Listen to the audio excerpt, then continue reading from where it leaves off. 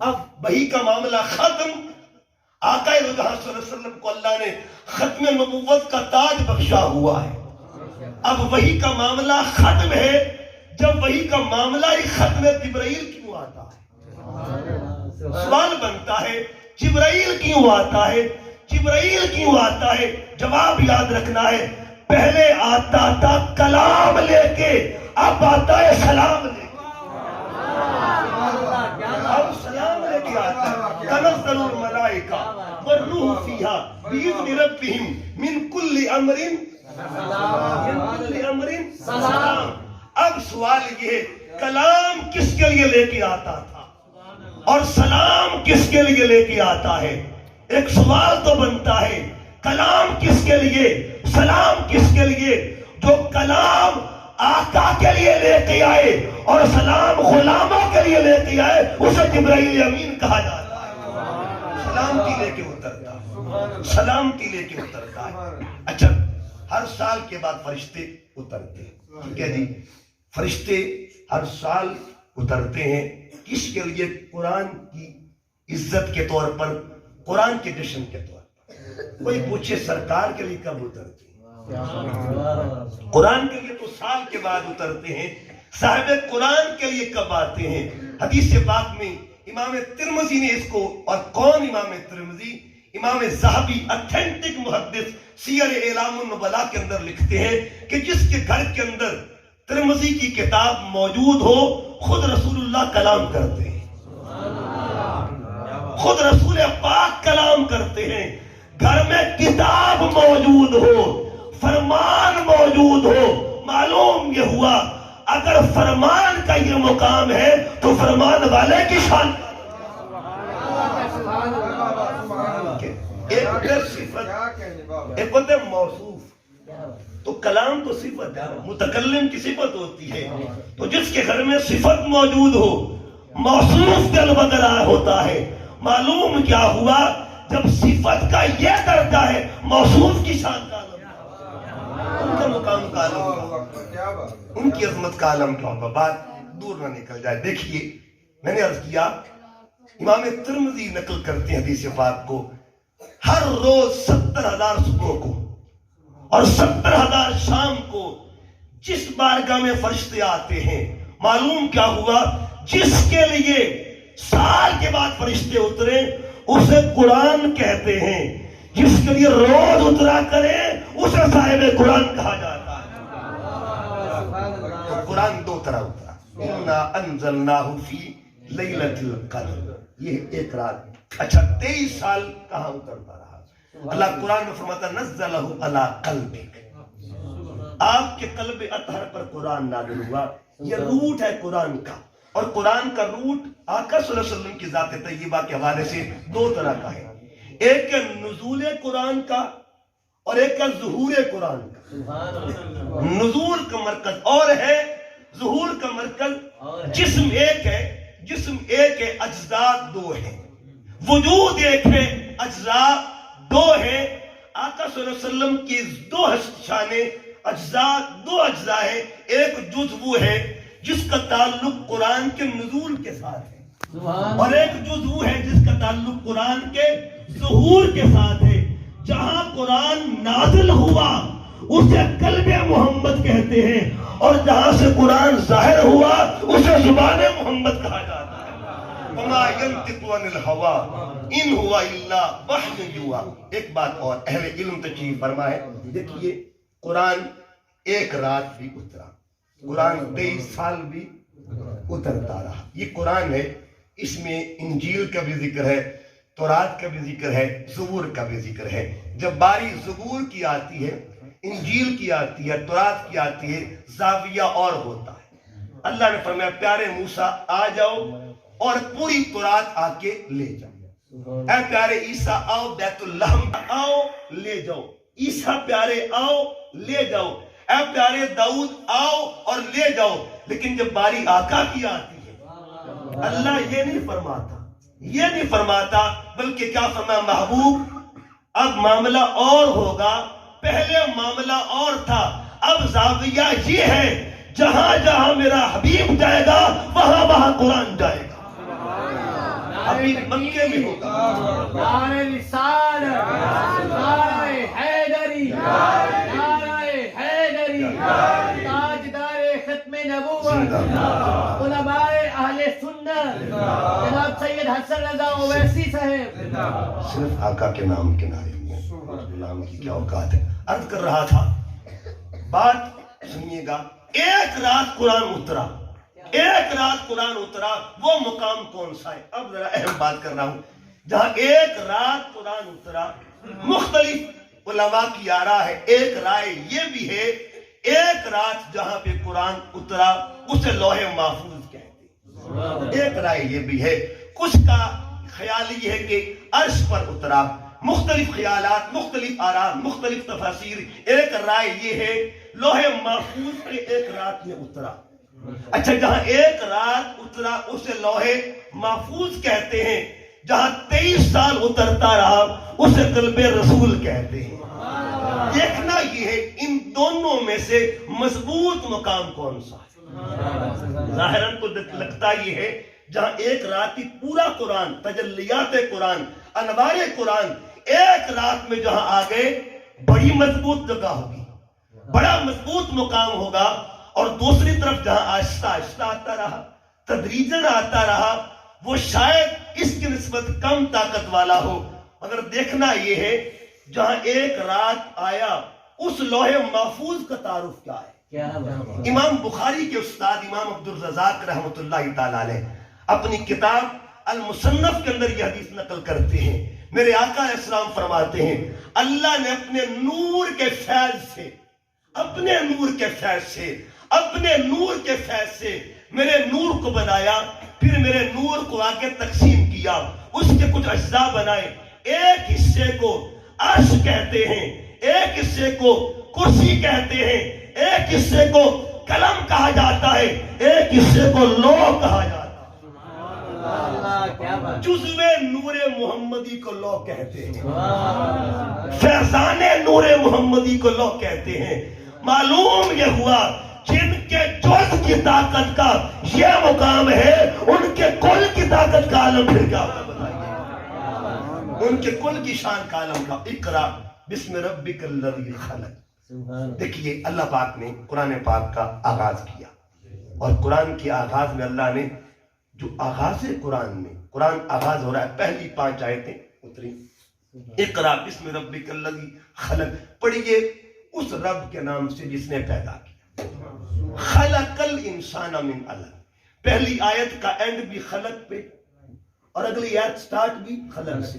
کیوں؟ وجہ وہی تو حکمت ہوگی. آیت مکمل بھی خلق سے، اگلی آیت شروع بھی خلق سے. خلق پر تکمیل، خلق سے ابتدا. یہ 2 بار خلق کا ذکر کرنے کا مقصد کیا تھا؟ 2 بار خلق کا ذکر کرنے کا راز کیا تھا؟ اس کی وجہ کیا ہے کہ پیدائش 2 طرح کی ہے. پیدائش کتنی طرح کی ہے؟ 2 طرح کی پیدائش ہے. ایک کو خلقت کہتے ہیں، ایک کو ولادت کہا جاتا ہے. ایک کو کریشن کہتے ہیں، ایک کو برث کہا جاتا ہے. اور یہ بات یاد رکھیں، اگر میں آپ سے پوچھوں آپ کی ڈیٹ آف کریشن کیا ہے، ڈیٹ آف کریشن کیا ہے، تو میرے خیال میں کوئی نہیں بتائے گا کہ ڈیٹ آف کریشن کیا ہے. اگر میں پوچھوں ڈیٹ آف برتھ کیا ہے، آپ شناختی کارڈ اٹھائیں گے اور دکھا دیں گے کہ یہ ڈیٹ آف برتھ ہے. یہاں 2 ذکر ہوئے خلق کا 2 بار. ایک کو کریشن کہتے ہیں، ایک کو برتھ کہتے ہیں. اللہ تعالیٰ انسان کی پیدائش سے اپنے کلام کا آغاز کر رہا ہے. انسان کامل کا مقام کیا ہوگا، انسان کامل کی پیدائش کا عالم کیا ہوگا. مگر سنیے گا، ایک کو خلقت کہتے ہیں، ایک کو ولادت. جو جملے یاد رکھیں، خلقت ولادت، خلقت ولادت. اب سنیے شان مصطفیٰ کیا ہے، مقام مصطفیٰ کیا ہے. کریشن اور برتھ، خلقت اور ولادت. جملہ سنیے گا، سارے انبیاء میں خلقت میں جو سب سے پہلے ہیں انہیں بھی ذات محمد کہتے ہیں، اور ولادت میں جو سب کے بعد ہے انہیں بھی ذات محمد کہتے ہیں. جو خلقت میں جناب آدم سے پہلے اور ولادت میں عیسیٰ علیہ السلام کے بعد. ادھر اول ادھر آخر, ادھر اول ادھر. علامہ اقبال فرماتے وہ دانائے سبل ختم الرسل مولائے کل جس نے غبار راہ کو بخشا, فروغ وادی سینہ نگاہ عشق و مستی میں وہی اول وہی آخر, وہی اول وہی. اچھا یہ دیکھیے یہ قرآن ہے نا, قرآن اگر آپ قرآن کو کھولیں گے تو آپ کو یہ نام ملیں گے, یہ سارے نام اللہ رب العزت کے. اینڈ سے آپ کو دیکھیں گے تو آپ کو نام ملیں گے, وہ سارے نام میرے آقا علیہ السلام. ادھر 4 نام دیکھیں گے ترتیب کے ساتھ, ادھر کوئی 4 نام ترتیب کے ساتھ. ادھر ہے اول آخر ظاہر باطن جل جلالہ, ادھر لکھا ہوگا اول آخر ظاہر باطن صلی اللہ علیہ وآلہ وسلم. اب سوال یہ اول ادھر بھی ادھر بھی اول, یہ شان خدا ہے, یہ شان مصطفیٰ ہے. قرآن کا یہ حصہ کہتا ہے اول ذات خدا ہے, اور یہ کہتا ہے اول ذات مصطفیٰ. ٹھیک ہے جی. اچھا اول اللہ کے بارے میں تو سیدھا کلیئر ہے نا. اگر کوئی یہ پوچھے کہ حضور اول کیسے ہو گئے, آقا اول کیسے ہو گئے, ذاتیں 2 ہیں دونوں اول کیسے ہو گئی, 2 ذاتیں دونوں اول کیسے ہو گئی, اس پہ حدیث قدسی پیش کرتا ہوں. میرے آقا فرماتے اللہ نے فرمایا کنتو کنزم مخفیہ, میں چھپا ہوا خزانہ تھا, فاحببتو پس مجھے محبت ہو گئی, پس مجھے محبت ہو گئی. کس سے محبت ہوئی, اس محبت کا نقش اول کون تھا, اس محبت کا مرکز اول کون تھا. اللہ جس سے اپنی محبت کا آغاز کر رہا ہے وہ پہلا کون تھا.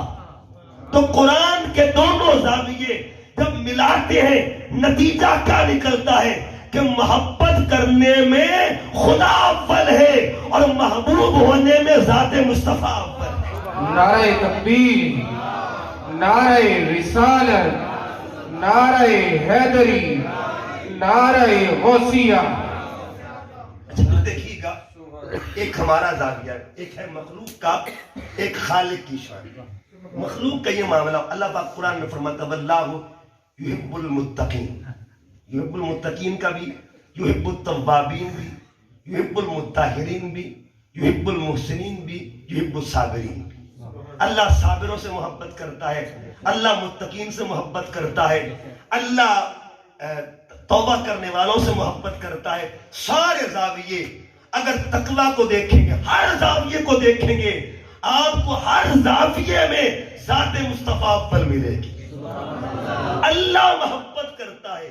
اچھا ہمارا زاویہ کیا ہے مخلوق کا, ہم پیدا ہوئے تو ہمیں نام ملتا ہے, ٹھیک ہے جی, ذات آ گئی, اور بچہ یعنی وہی بندہ جو پیدا ہونے والا 15 سال کے بعد قرآن کا حافظ بنا, نام پہلے مقام بعد, ذات پہلے صفت بعد میں. بچہ پیدا ہوا 10 سال کے بعد نمازی بنا, ذات پہلے صفت بعد میں. یہ مخلوق کا دعویہ ہے. خالق کا دعویہ کیا ہے, خالق کا مقام کیا ہے, خالق کی شان کیا ہے. اس کی ذات بھی لامحدود ہے, اس کی صفات بھی لامحدود ہے, اس کی ذات بھی انلیمیٹڈ ہے, اس کی صفات بھی انلیمیٹڈ ہے. معلوم کیا ہوا, اگر کوئی یہ پوچھے اللہ کب سے محبت کر رہا ہے, اللہ کب سے محبت کر رہا ہے, جواب ملے گا جب سے وہ اللہ ہے. معلوم کیا ہوا, جب سے اس کی ذات ہے تب سے وہ ذات مصطفیٰ سے محبت کر رہا ہے.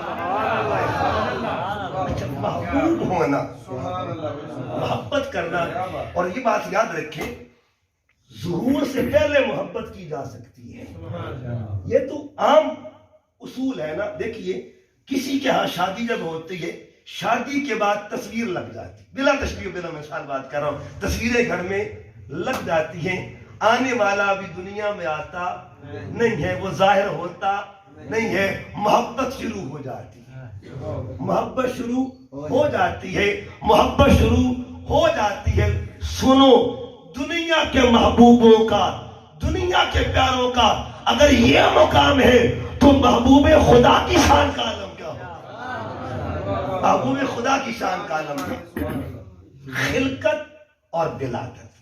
خلقت اور اب ایک اور بات, خلقت میں مصطفیٰ پہلے کیوں, یہ بھی ایک سوال بنتا ہے, اور ولادت میں آخر پہ کیوں؟ یہ دو لفظ یاد کریں علماء خصوصی طور پر تشریف فرمائے. سبق سنا رہا ہوں.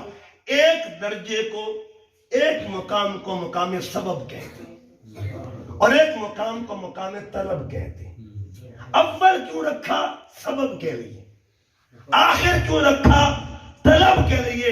آپ پوچھیں گے سبب کیا ہے, طلب کیا ہے, تو جملہ یاد رکھیے گا جو حضرت آدم علیہ السلام کے ہونے کا سبب بن کے آئے اسے بھی ذات محمد کہتے ہیں, اور جو عیسیٰ علیہ السلام کی طرف بن کے آئے اسے بھی ذات محمد کہتے ہیں. کریشن میں اور برتھ میں, کریشن میں اور برتھ میں. پھر دیکھیے گا کریشن کے وقت سرکار کے پاس کون تھا, خلقت کے وقت سرکار کے پاس کون تھا, اور ولادت کے وقت سرکار کے پاس کون تھا. یہ بھی ایک زاویہ دیکھنا ہے. جب خلقت ہوئی تب سرکار کے ساتھ کون تھا. ولادت کے وقت تو بی بی آمنہ بھی تھی, جناب عبد المطلب بھی وہاں موجود تھے مکہ مکرمہ میں. یہ لوگ خلقت کے وقت تو نہیں تھے نا, ولادت کے وقت تھے, خلقت کے وقت نہیں تھے.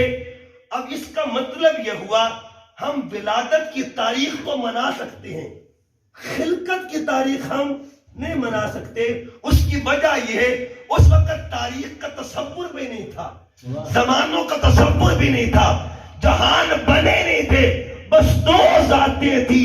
ایک ذات کو ذات خدا کہتے ہیں اور ایک ذات کو ذات محمد مصطفیٰ کہا جاتا ہے.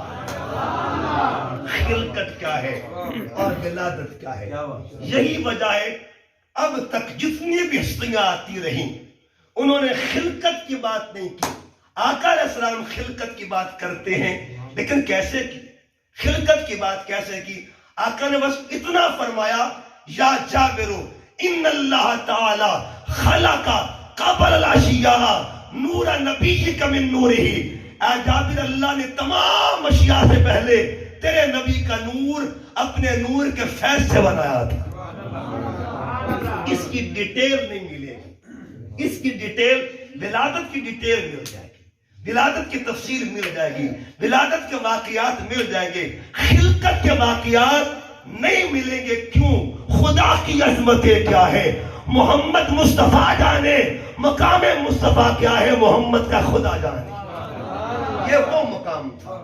علامہ اقبال فرماتے محمد سر وحدت ہے کوئی رمز ان کی کیا جانے. محمد سر وحدت ہے کوئی رمز ان کی کیا جانے. شریعت میں تو بندہ ہے حقیقت میں خدا جانے. اللہ پاک نے فرمایا اقرا بسم ربک الذی خلق خلق الانسان من علق. اچھا, اب جو ولادت کی بات آئی تو قرآن نے ولادت کے تذکرے کب سے شروع کیے. آج بھی دو پتھر موجود ہیں جن کی نسبت ذکر ولادت مصطفیٰ کے ساتھ ہے. آپ پوچھیں گے وہ پتھر کون سے ہیں. ایک وہ پتھر جہاں پہ دادا کھڑا ہوا اور ایک وہ مقام جہاں دادی نے چکر لگائے تھے.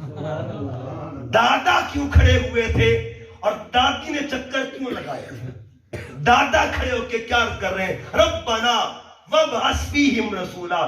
حضرت آدم سے لے کر عیسیٰ علیہ السلام تک ہر پیغمبر دو خبریں دیتا رہا. کتنی خبریں دیتے رہے؟ دو خبریں. ایک خبر کا تعلق توحید کے ساتھ تھا, ایک خبر کا تعلق میلاد کے ساتھ تھا. ہر پیغمبر دو خبریں دیتے رہے. پہلی خبر اللہ ایک ہے, اللہ ایک ہے, اللہ ایک ہے. اور دوسری خبر کیا تھی؟ حضور آ رہے ہیں, حضور آ رہے ہیں, حضور آ رہے ہیں. معلوم کیا ہوا؟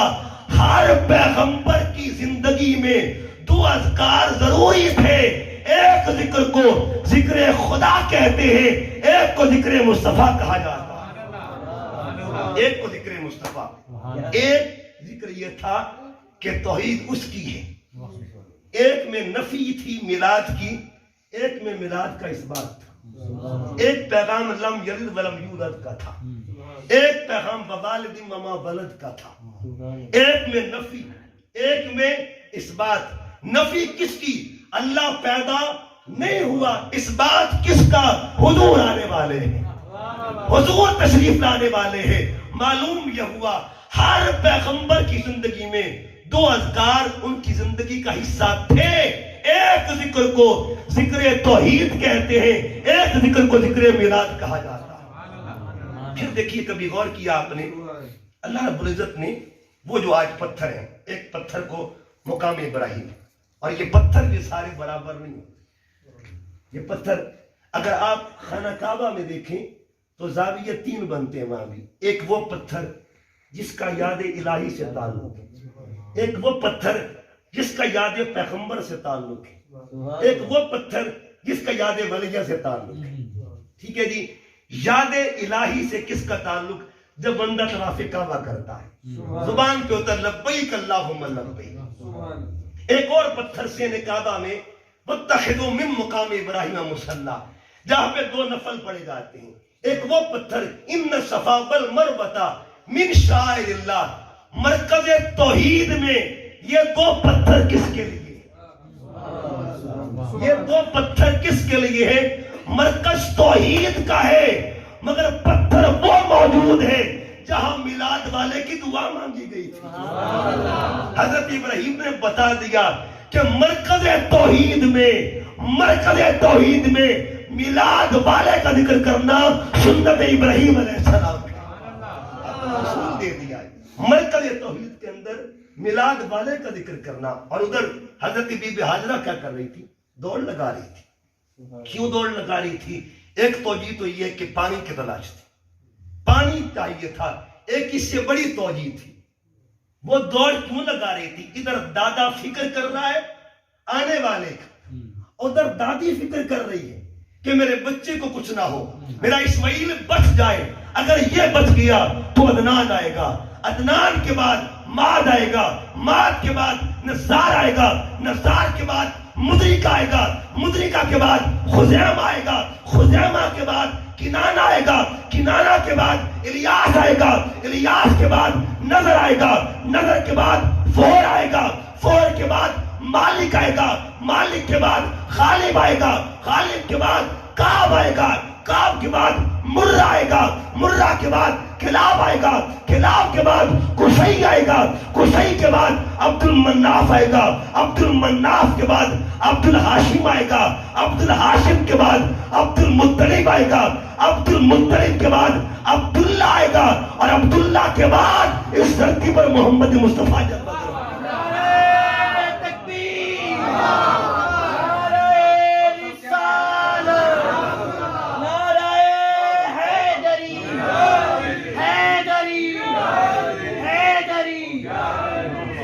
معلوم کیا ہوا؟ قیامت تک کے لیے مرکز توحید میں دادا کی یاد بھی زندہ ہے، دادی کی یاد بھی زندہ ہے۔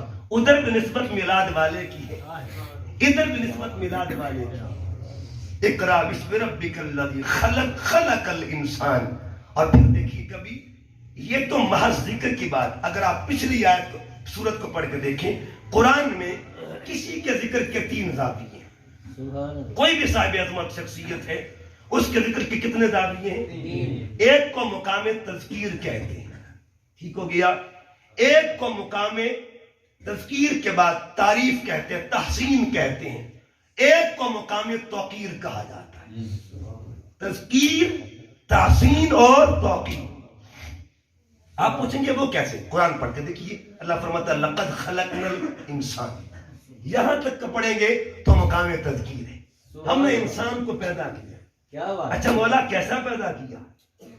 کیسا پیدا کیا؟ اب مقام تحسین شروع ہو گیا، فی احسن تقویم، فی احسن، اچھا فی احسن تقویم۔ ابھی علامہ اختر صاحب ماشاءاللہ حضرت حسان بن ثابت رضی اللہ تعالیٰ عنہ ان کا ذکر کر رہے تھے، فی احسن، احسن، یہ کون ہے احسن؟ احسن کون ہے؟ اس کی تشریح سیدنا حسان بن ثابت سے لیتے ہیں۔ احسن کون ہے؟ آپ فرماتے ہیں وَأَحْسَنُ مِنْكَ لَمْ تَرَ قَطُّ عَيْنِي وَأَجْمَلُ مِنْكَ لَمْ تَلِدِ النِّسَاءُ خلقت مبرم من کل عیب کانک قد خلقت کما تشاء. اب سنیے، یہ مقام تحسین بھی ہو گیا. مقام توقیر کیا ہے؟ مقام توقیر کیا ہے؟ فرمایا پیچھے مڑ کے دیکھو. والتین، قسم ہے تین کی. والزیتون، قسم ہے زیتون کی، زیتہ کی. وطور سینین، قسم ہے طور سینا کی. وہذا البلد الامین، اور قسم ہے شہر مکہ کی. چار قسمیں اٹھا کے مولا کس کا ذکر کرنے لگا ہے؟ کس کا ذکر کرنے لگا ہے؟ قرآن کا یہ زاویہ بتا رہا ہے جو صاحب تذکیر بھی ہو، صاحب تحسین بھی ہو، صاحب توقیر بھی ہو، اس پیدا ہونے والے کو ذات محمد عربی کہا جاتا ہے. خلق ایسا. اچھا، خلق اور خلق جو ہے اس کا میں زاویہ جوڑنا چاہتا ہوں. خلق کیا ہے اور خلق کیا ہے؟ ہم جتنے بھی بیٹھے ہیں نا، اللہ نے ہمیں شکل دی ہے، ٹھیک ہے جی. جتنے بھی اعضاء ہیں ان کا ایک شکل ہے اور ان کا ایک فعل بھی ہے، ٹھیک ہے نا. ہاتھ کی صورت بھی ہے، ہاتھ کی صورت. آنکھ کی صورت بھی ہے، آنکھ کی صورت بھی ہے. کان کی صورت بھی ہے، کان کی صورت بھی ہے. زبان کی صورت بھی ہے، زبان کی صورت بھی ہے. قرآن کو پڑھ کے دیکھیے، اللہ فرماتے ہیں قرآن پاک میں وَجَعَلْنَا لَكُمْ السَّمْعَ وَالْأَبْصَارَ، میں نے تم سب کے لیے آنکھیں بنائی. آنکھیں بنائی. وہ آنکھ بنا رہا ہے. اچھا، اس سے پوچھا مولا شکل تو بن گئی ہے، ان کا کام کیا ہوگا؟ صورت تو ان کی بنا دی ہے، ان کا کام کیا ہوگا؟ ہمیں قُلْ لِلْمُؤْمِنِينَ يَغُضُّوا مِنْ أَبْصَارِهِمْ، ایمان والو جو بنائی ہے نا اس کو جھکا بھی رکھنا. معلوم یہ ہوا اس کا بننا شکل ہے، صورت ہے، اور اس کا جھکنا اس کو سیرت کہا جاتا ہے. اس کان کی شکل بھی ہے، صورت بھی ہے، اس کی سیرت بھی ہے، اس کی شکل بھی ہے، اس کی سیرت بھی ہے. شکل کو ہاتھ کہتے ہیں اور سیرت کو سخاوت کہا جاتا ہے، ٹھیک ہے جی. اس کی شکل کو زبان کہتے ہیں، سیرت کو صداقت کہا جاتا ہے. اس کی شکل کو کان کہا جاتا ہے، سیرت کو حسن سماعت کہا جاتا ہے. یہ جو پیر ہے نا، ان کی شکل کو قدم کہا جاتا ہے اور ان کی سیرت کو استقامت کہا جاتا ہے. سر سے لے کے پاؤں تک جو حسن خلق کے پیکر ہو، حسن خلق کا بھی پیکر ہو، اسے ذات محمد عربی کہا جاتا ہے، ذات مصطفیٰ کہتے ہیں. اب ہم دیکھیے ہمارا اسلوب، پھر دیکھیے ہمارا زاویہ یہ ہے، ہم پیدا ہوتے ہیں، صورت ہمیں مل جاتی ہے، صورت ہمیں مل جاتی ہے. صورت میں اور سیرت میں فرق ہے. صورت میں محنت نہیں ہوتی، صورت میں ہماری محنت، سیرت میں ہماری محنت ہوتی. صورت میں کسب نہیں ہوتا، سیرت میں کسب ہوتا ہے. صورت میں عطا ہوتی ہے اور سیرت میں وفا ہوتی ہے. اس جملے کو یاد رکھ، صورت میں عطا ہوتی ہے، سیرت میں وفا ہوتی ہے. اللہ نے آنکھ سونی بنائی ہے، اس میں ہم نے محنت نہیں کی، ٹھیک ہے جی. اب اس نے عطا تو کر دیا ہے، ہم نے وفا بھی کرنی ہے. اس نے کان بنائے ہیں، اس میں ہماری محنت نہیں لگی، ہم نے اس کو غیبت سے بچانا ہے.